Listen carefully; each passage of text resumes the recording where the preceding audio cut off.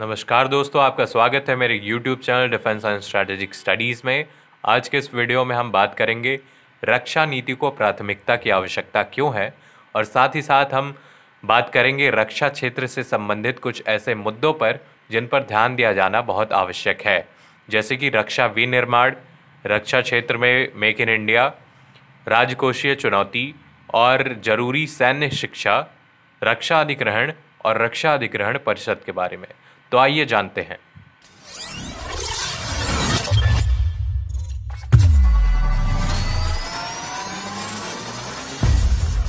भारत में 17वें लोकसभा चुनाव अभी विगत वर्ष ही समाप्त हुए हैं। इन चुनावों में राष्ट्रीय सुरक्षा एक बड़ा मुद्दा बनकर उभरा। इससे पहले सुरक्षा इतना बड़ा मुद्दा कभी नहीं रहा था। सरकार के गठन के बाद सरकार की प्राथमिकता के कुछ विषय महत्वपूर्ण माने जा रहे हैं, जिसमें रक्षा नीति को भी प्राथमिकता देने की आवश्यकता है। लंबे समय से रक्षा तंत्र में सुधारों की आवश्यकता महसूस की जा रही है, जिसे समय समय पर कुछ बदलावों द्वारा पूर्ण करने का प्रयास किया जाता रहा है। लेकिन रक्षा नीति में आमूल-चूल बदलाव की आवश्यकता है, ताकि भारत को ज़रूरत के समय किसी कठिनाई का सामना करने से बचाया जा सके। रक्षा क्षेत्र से संबंधित कुछ मुद्दे निम्न हैं, जिस पर ध्यान दिया जाना आवश्यक है। डिफेंस मैन्युफैक्चरिंग, रक्षा विनिर्माण। भारत विश्व की कुछ ऐसी सैन्य शक्तियों में शामिल है जिसका रक्षा बजट एवं सैन्य आकार बहुत बड़ा है। भारत को पड़ोसियों से गंभीर सुरक्षा चुनौतियां इतिहास में प्राप्त होती रही हैं। इसके बावजूद भारत का रक्षा विनिर्माण शिथिल पड़ा हुआ है। अभी भी भारत अपनी ज़रूरतों का 60% से अधिक भाग आयात करता है। मेक इन इंडिया कार्यक्रम के आरंभ होने के बाद सरकार ने उम्मीद जताई थी कि भारत अपनी ज़रूरतों का 70% हिस्सा अगले 5 वर्षों में घरेलू विनिर्माण से पूरा करेगा, लेकिन आंकड़ों से पता चलता है कि परिणाम इसके विपरीत ही प्राप्त हुए हैं। अब सरकार को एक और कार्यकाल मिला है, तो अब सही समय है फिर से सरकार रक्षा विनिर्माण को गति दे। इसके लिए निजी क्षेत्र के साथ सार्वजनिक क्षेत्र की इकाइयों को भी शामिल किया जा सकता है। इस तरह से भारत को अपनी बड़ी रक्षा ज़रूरतों को पूरा करने में अधिक सहायता प्राप्त होगी। साथ ही यह भारत की अर्थव्यवस्था को भी बल देगा। रक्षा क्षेत्र में make in India. Make in India पहल के अंतर्गत सरकार द्वारा पहले ही बड़ी संख्या में ऐसे कदम उठाए गए हैं जिनसे भारत में स्वदेशी रक्षा विनिर्माण को बल मिलेगा।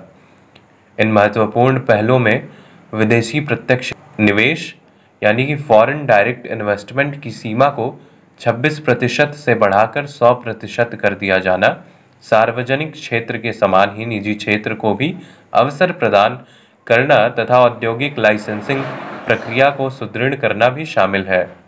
इसके साथ ही रक्षा मंत्रालय ने रक्षा उत्पादन नीति की भी घोषणा की है। इस नीति में 1,70,000 करोड़ के उत्पादन तथा 35,000 करोड़ के निर्यात कारोबार को लक्ष्य बनाया गया है।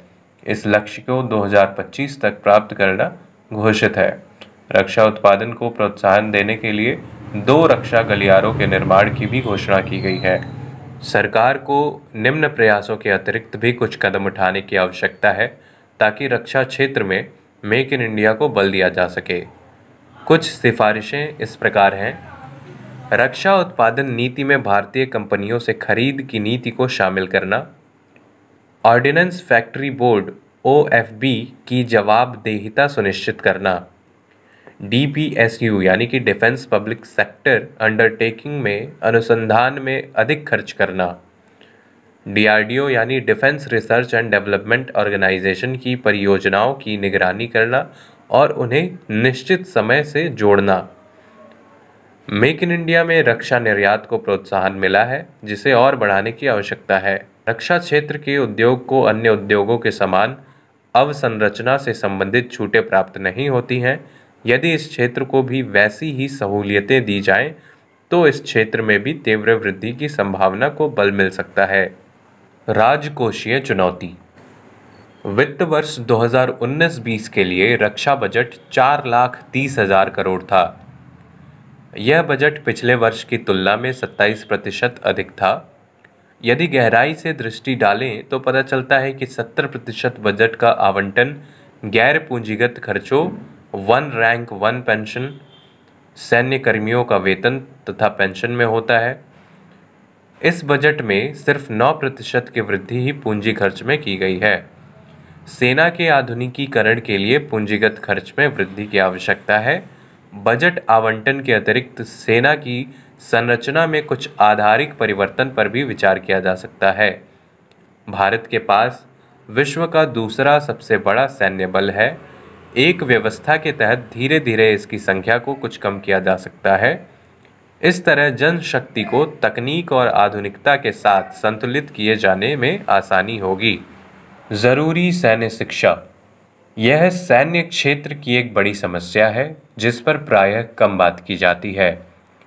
अधिक चर्चा सैन्य सामग्री और सेवाओं को ही लेकर होती है, जिससे सैन्य शिक्षा पर ज़्यादा ध्यान नहीं दिया गया है। लेकिन यदि दीर्घकालीन दृष्टिकोण से देखें तो सैन्य शिक्षा का महत्व अत्यंत है। वर्तमान व्यवस्था में प्रशिक्षण के सीमित दृष्टिकोण पर ही बल दिया जाता है, जैसे ब्रिगेडों और बटालियनों की कमान संभालना आदि। ऐसे प्रशिक्षण का व्यवहारिक दृष्टिकोण से सीमित उपयोग होता है। वर्तमान समय में सैन्य अधिकारियों को एक व्यापक परिप्रेक्ष्य की समझ जरूरी समझे जाने लगी है। प्रशिक्षण का यह पुराना दृष्टिकोण सेना में सभी स्तरों पर सेवा की गुणवत्ता को भी प्रभावित करता है। फिर भी विभिन्न सरकारों द्वारा इस पर कोई भी गंभीर प्रयास नहीं किया गया है। रक्षा अधिग्रहण। भारत अपनी रक्षा सामग्री एवं सेवाओं की आवश्यकता का 60% से अधिक का आयात करता है। इन सामग्रियों के अधिग्रहण को एक बहुत लंबी श्रेणीबद्ध प्रक्रिया से गुजरना होता है। इसके लिए 2001 से रक्षा खरीद प्रक्रिया का पालन किया जा रहा है, जिसे समय समय पर सुधारने का प्रयास किया गया है।